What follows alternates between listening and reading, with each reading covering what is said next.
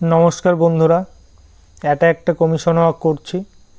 দুদিন আগে এই আর্টওয়ার্কটার একটা ভিডিও আপলোড করেছিলাম, তোমরা খুব ভালো রেসপন্স দিয়েছিলে, তাই আরেকটা ভিডিও নিয়ে তোমাদের সামনে উপস্থিত হলাম।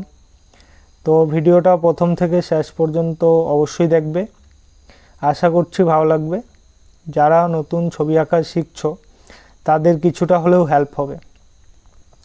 আজ আমি এই ছবিটা ব্যাকগ্রাউন্ড করছি। এখানে আমি ইউজ করছি নিডেড ইরেজার, চারকোল পাউডার আর normal brush, makeup brush. Pencil স্কেচে এইরকম এইচডি ব্যাকগ্রাউন্ড বানাতে গেলে charcoal powder and kneaded eraser must, লাগবেই। তো ভালো করে রিয়েলিস্টিক ড্রয়িং করতে গেলে অনেকটা সময় নিয়ে করতে হয়।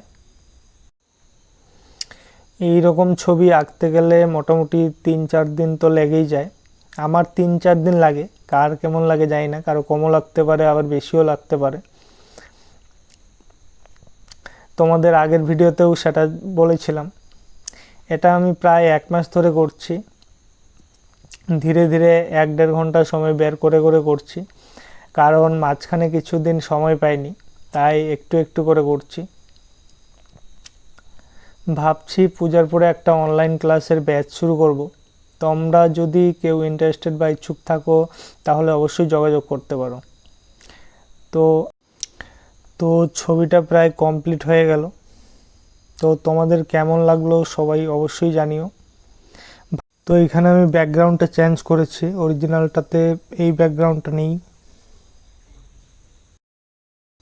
তো বন্ধুরা, আজকের ভিডিও এই পর্যন্তই। চলো টাটা, ভালো থেকো সবাই।